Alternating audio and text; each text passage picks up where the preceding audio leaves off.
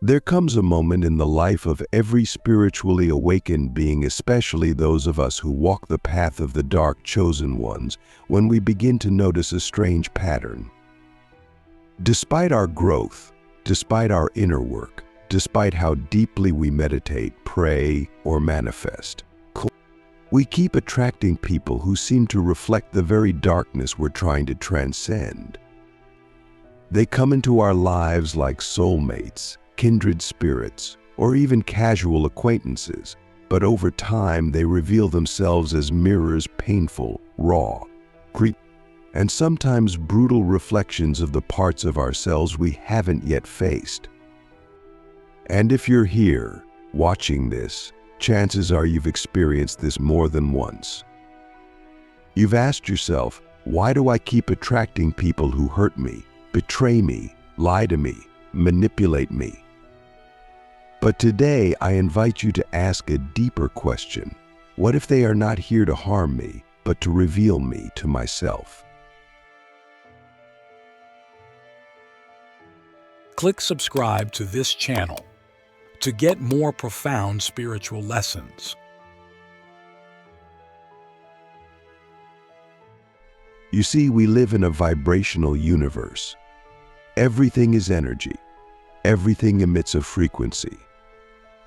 And whether we realize it or not, we are constantly broadcasting the sum total of our conscious desires and unconscious wounds.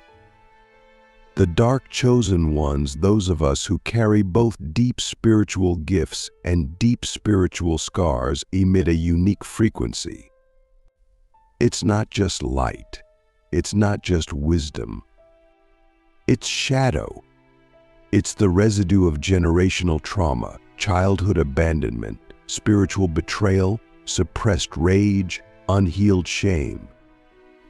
And the universe, in its infinite intelligence and ruthless compassion, sends us people who act as catalysts. They do not reflect who we are on the surface, they reflect who we are beneath the surface. They reflect what is unintegrated, unclaimed, unacknowledged within us. And when we meet them, we feel it. There's a pull, a magnetism, sometimes even love at first sight. But that pull is not always a sign of soul connection. It's often a sign of soul curriculum. We say we want peace, but we attract chaos. We say we want love, but we attract abandonment. We say we want honesty, but we attract deception. And the ego gets confused. The ego screams, "I'm doing everything right." But the soul whispers, "No, you're doing everything necessary." Because the truth is this, we don't attract what we want, we attract what we are ready to heal. That's the secret path of the dark chosen one. We are not here to live easy lives. We are here to remember who we really are. And that remembrance often begins with pain. You see, your shadow is not evil. Your shadow is not something to be destroyed.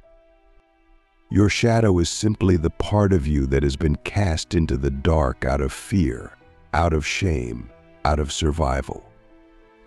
And every person who enters your life and disturbs your peace is holding a flashlight to that shadow.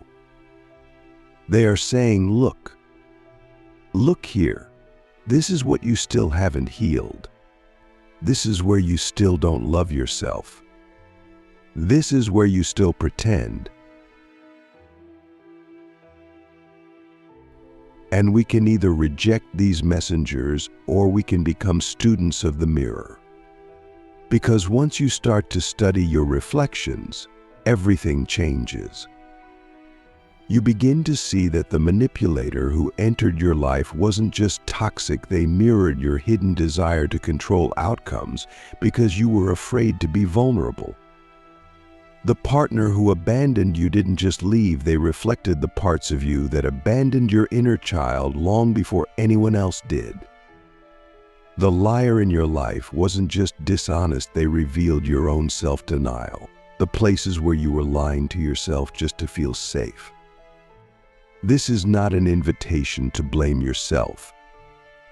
This is an invitation to reclaim yourself.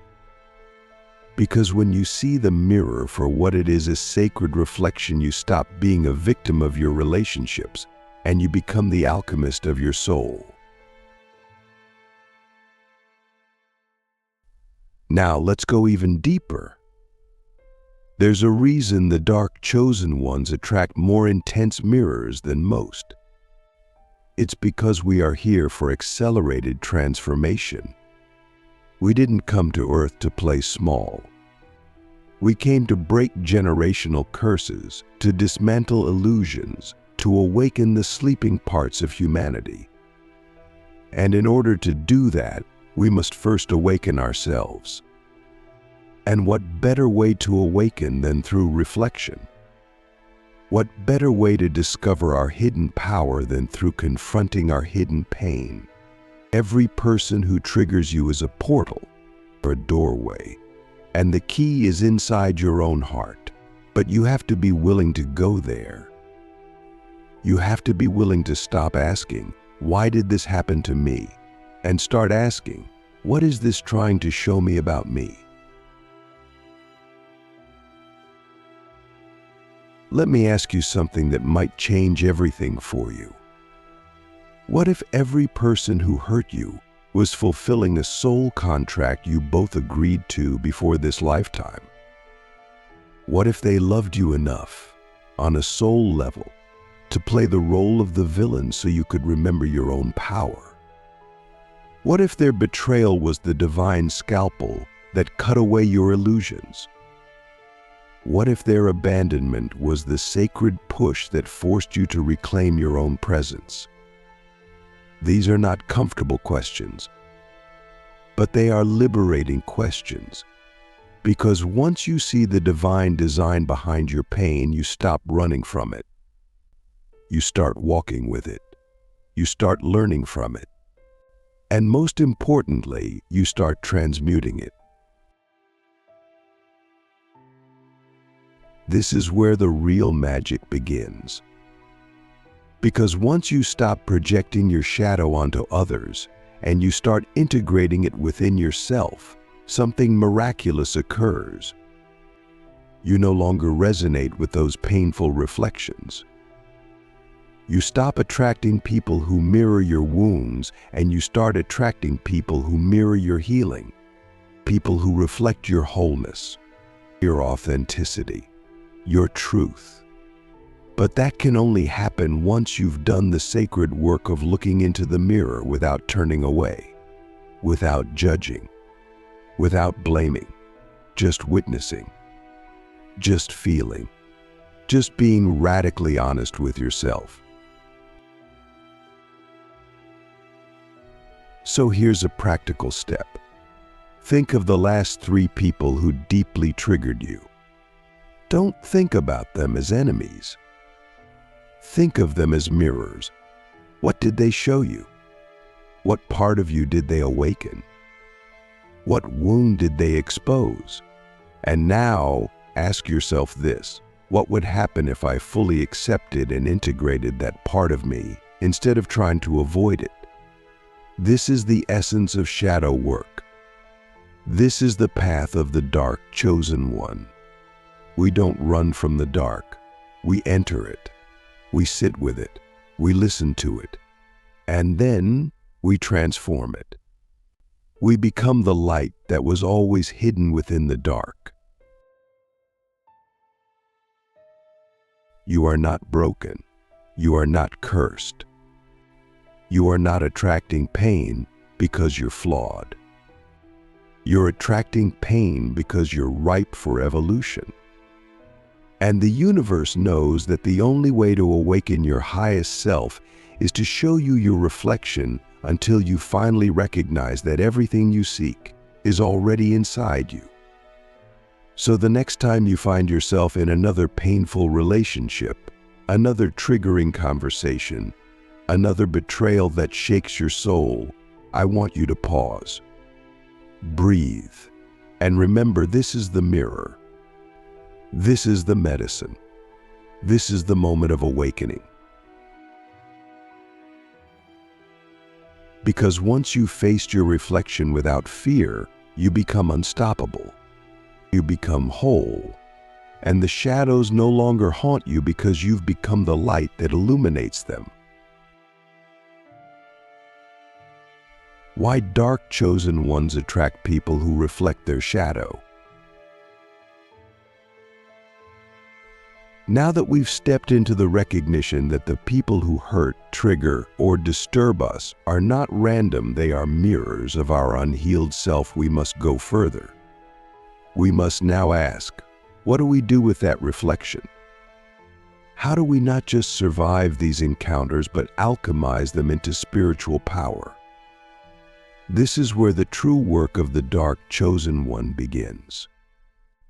Because we are not here to merely see the shadow, we are here to transform it. We are here to take what was once our burden and turn it into our brilliance. This is alchemy in its purest form, the sacred process of taking the lead of our pain and turning it into the gold of our purpose. But to do that, we must stop resisting the abyss. We must stop fearing the lessons hidden inside our most painful interactions. We must learn how to descend consciously into our own darkness, armed with nothing but presence, honesty, and the willingness to see ourselves beyond the masks. The abyss is not a place of chaos, it is a place of clarity. But that clarity only reveals itself when we surrender the need to control the narrative. When someone betrays you, the ego wants to write a story. They were wrong. I was right. I was good. They were evil. But the soul doesn't operate in that duality. The soul whispers, this was necessary. This was sacred. This was designed. And when you reframe your pain through the lens of purpose, you begin to extract power from it. You begin to see that every heartbreak was a portal. Every rejection was redirection. Every wound was a wound and a window into a deeper truth about yourself. And the more you realize this, the more you stop personalizing the behavior of others. You realize that everyone is playing their role. Some play the healer, some play the destroyer, but all are sacred, all are mirrors, all are teachers. And when you stop clinging to the illusion of victimhood, you begin to reclaim the energy that was once leaking through blame. It's time to ask a brutal question, the kind of question that only those walking the path of the dark chosen one truly understand. What if the very people who traumatized you were showing you where you were asleep? And I'm not saying that to invalidate the pain. Your pain is real. Your tears mattered. Your suffering was not imagined. But even still, beneath the pain, there was a pattern. And that pattern is what must be healed. Because the people who reflect your shadow are not the source of your suffering, they are the activation of your deeper self-awareness. And when you stop seeing them as enemies and start seeing them as guides, your entire energy shifts. You go from being a wounded empath to a conscious alchemist.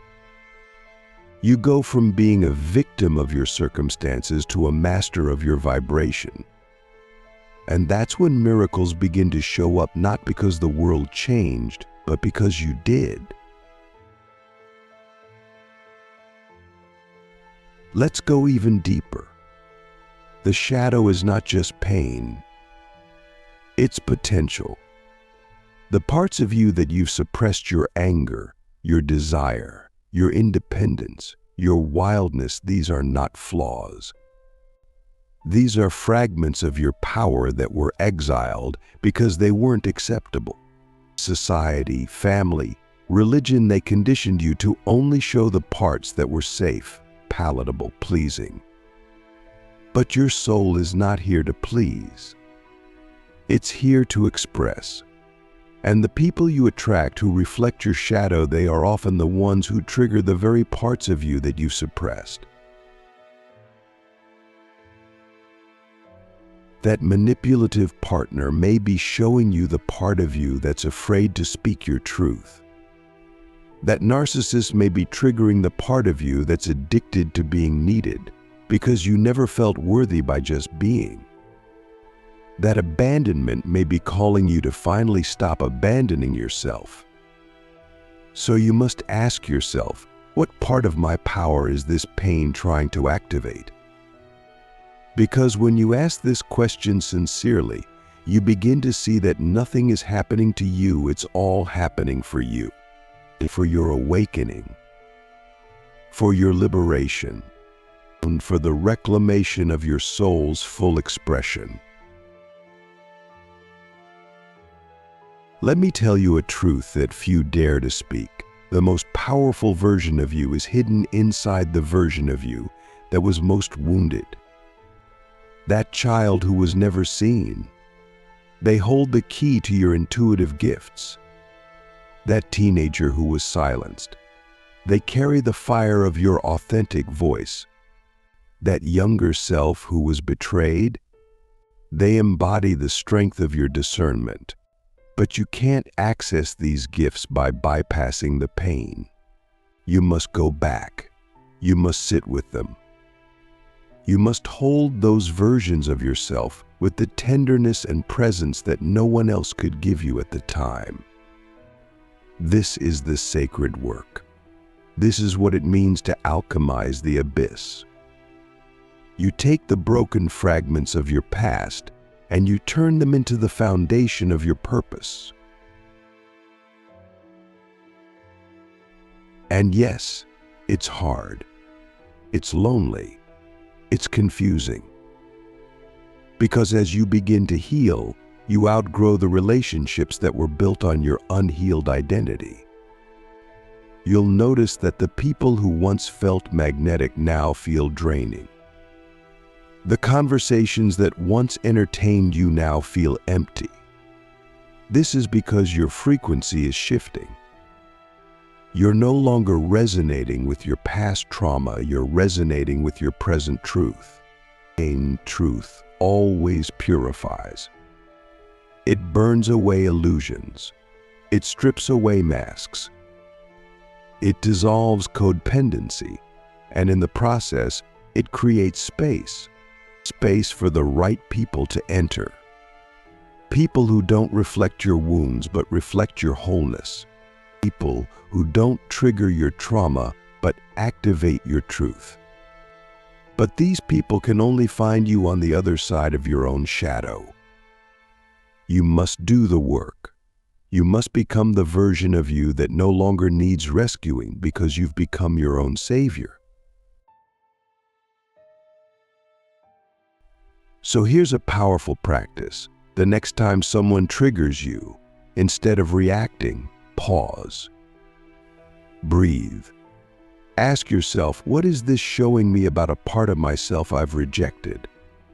And then go deeper. Say to that part, I see you. I hear you. You're safe with me now. This is radical self-integration. This is shadow communion. And the more you do it, the less power the external world has over you. Because you're no longer projecting your inner chaos onto others, you're embracing it, owning it, loving it. And this is where your spiritual power begins to crystallize. Not in perfection, but in presence. Not in purity, but in wholeness. You see, the dark chosen ones are not here to be saints. We are here to be real, raw, awake. We are here to bridge the gap between heaven and hell, light and dark, spirit and shadow. And to do that, we must first become the bridge within ourselves.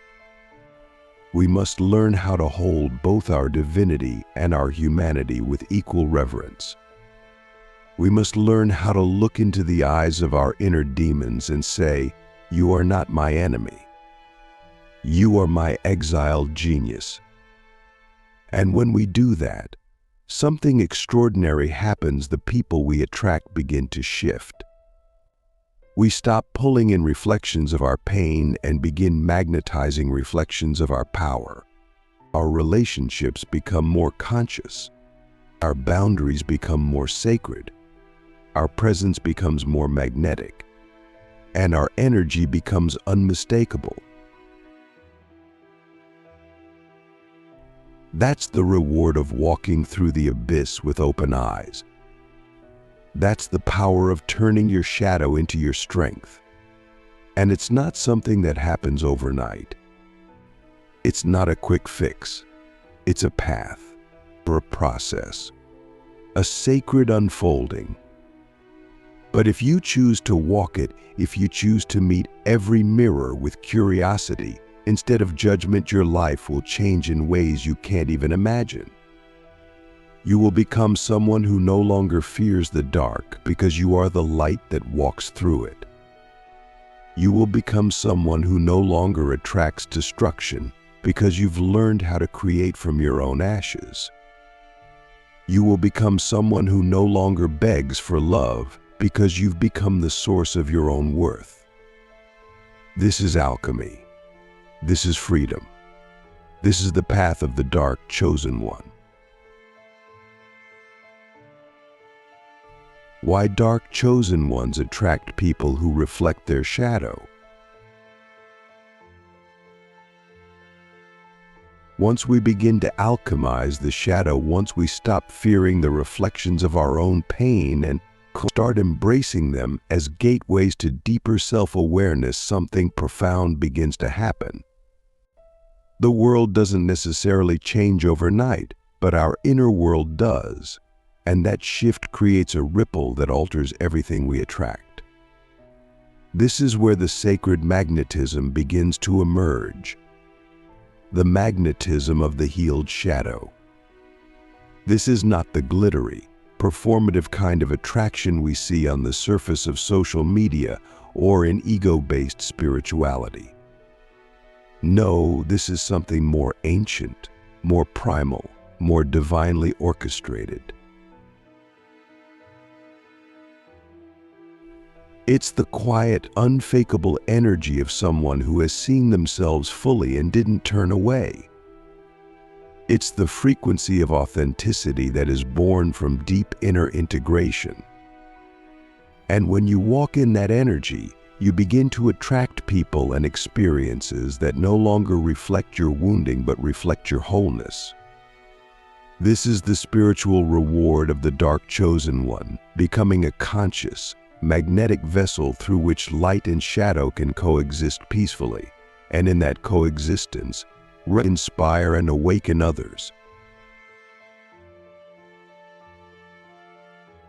But let us be clear, this magnetism isn't about being liked. It's about being felt. It's about carrying an energy that others can't quite explain, but they feel it in their gut, in their bones. They feel your depth. They feel your presence. They feel your truth. And the most beautiful part is, the people you begin to attract now are no longer here to play roles in your trauma loops. They are here to co-create your freedom. They come not to reflect what's broken, but to reflect what's been rebuilt. These are the friends who see you without illusions. These are the partners who honor your boundaries because you finally honor them yourself. These are the collaborators, soul tribe, and beloveds who don't complete you, they complement you. Because you are already whole, and that wholeness is what they mirror. But to reach this level of sacred magnetism, you must be willing to walk through the fire of self-honesty. You must be willing to sit in the dark with the parts of you that once scared you and say, "You belong here too." You must integrate not just the pain, but also the power that was buried beneath it. The shadow is not just where your trauma lives, it is also where your untapped genius resides.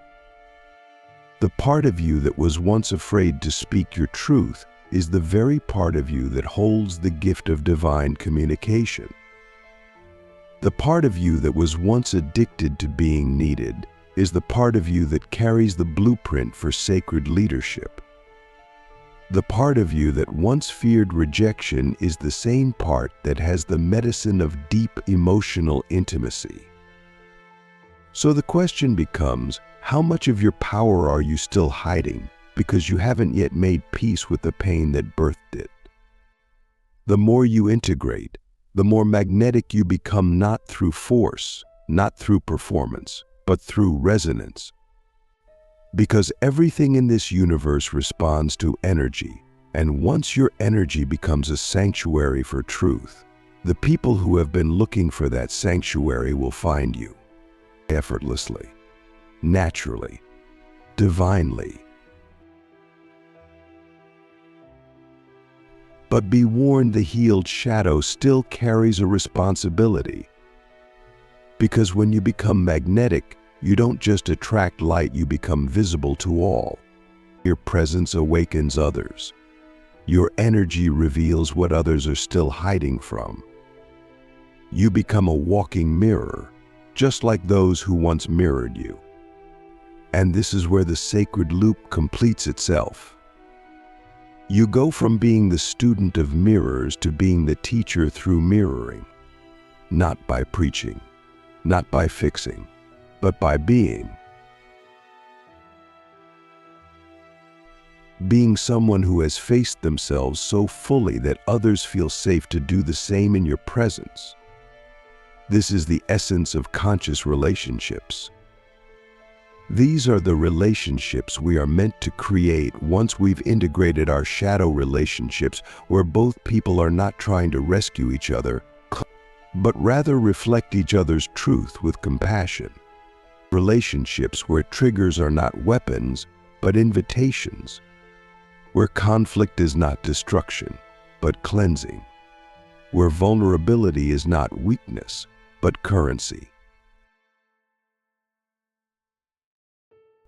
And here's the paradox. The more whole you become, the less you need others, but the more deeply you can love them. Because your love is no longer based on need or fear, it is based on presence, on choice, on shared truth. You are no longer looking for someone to complete you, you are looking for someone to expand with. And this only happens when your inner world is no longer fragmented. When you have sat with your shadow so deeply that nothing anyone says or does can take you away from your center. That is the power of the healed, dark, chosen one. You become steady. You become grounded. You become free. And in that freedom, you become a beacon not just for love, but for liberation.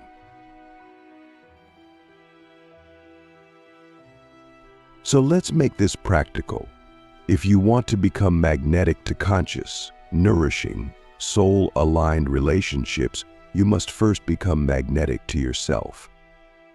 You must fall in love with the parts of you that you once rejected. You must romance your own soul.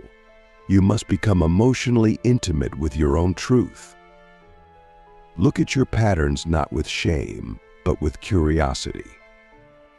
Ask yourself, what was I trying to get through this relationship that I wasn't giving to myself? And then give it to yourself. Give yourself the love you begged for. Give yourself the safety you sacrificed for approval. Give yourself the truth you silenced to be accepted. This is reparenting. This is recoding. This is the real law of attraction. Because the universe doesn't respond to what you say you want, it responds to who you are. And when you become someone who no longer abandons themselves, you stop attracting people who do. This is the sacred gift of reflection. It starts with pain, but it ends in power. It starts with chaos, but it ends in clarity.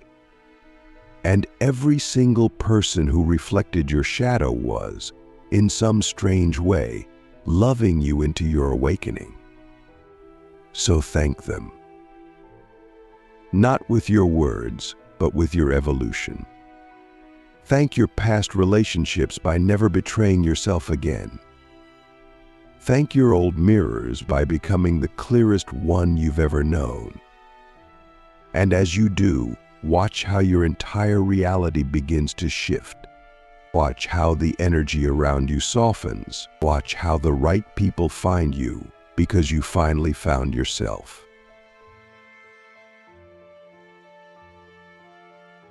You are not here to suffer. You are here to remember. You are not here to be consumed by your shadow. You are here to become its master. And in doing so, you reclaim your destiny not just as a chosen one, but as a conscious creator of your life. So walk forward now not in fear of the mirrors, but in reverence for them. Carry your shadow not as a burden, but as a badge of honor. Love the ones who triggered you not by inviting them back into your life, but by honoring the part of you they helped awaken. And as you do that, you will find that you no longer attract people who reflect your wounds, you attract people who reflect your worth.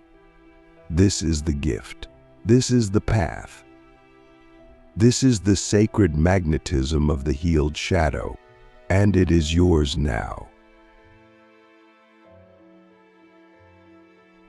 And now that you walk with this sacred magnetism, not as an illusion but as the earned light forged in the furnace of your shadow, you begin to notice something even more profound. You become the mirror. Where once you were the one seeking answers, validation, healing, you now become the presence that evokes transformation in others simply by existing in your truth. You no longer need to speak to be heard. Your energy speaks volumes. You no longer need to prove your worth. Your embodiment is your testament.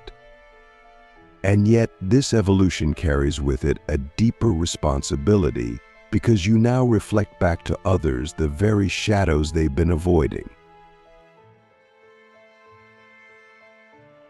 Some will be drawn to you, magnetized by your light, craving the clarity you carry, not realizing that what they're really feeling is the resonance of their own unlived potential.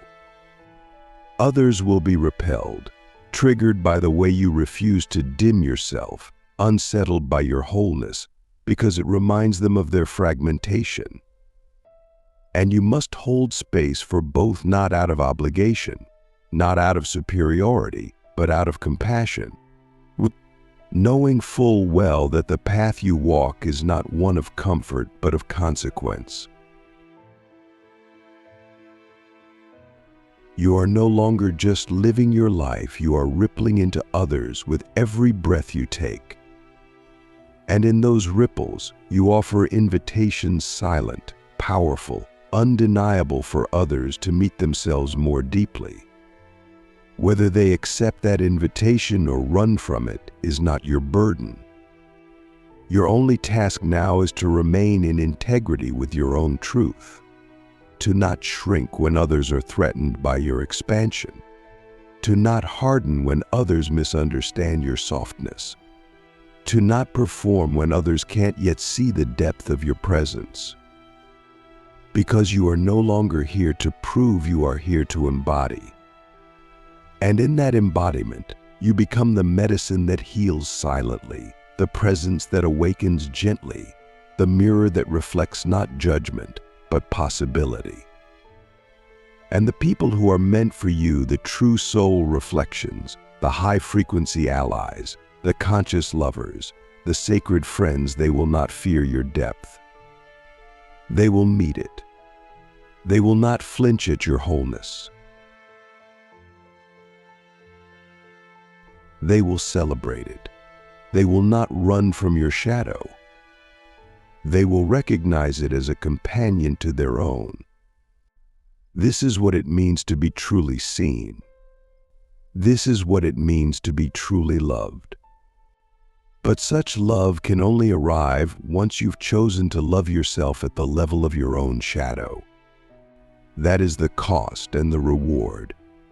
That is the way of the dark chosen one, transmuting suffering into sovereignty, reflection into revelation, darkness into divine radiance. And now you are ready. Ready to walk as the mirror, not for ego, but for evolution. Ready to hold space for contrast, not as conflict, but as creation. Ready to attract not what your wounds scream for, but what your soul quietly knows it deserves. It is time to stop fearing the reflections and start becoming the reflection that reminds others of their own light. And in doing so, you no longer chase love, healing, or purpose. They arrive naturally, magnetically, inevitably. Because you are no longer seeking. You are being.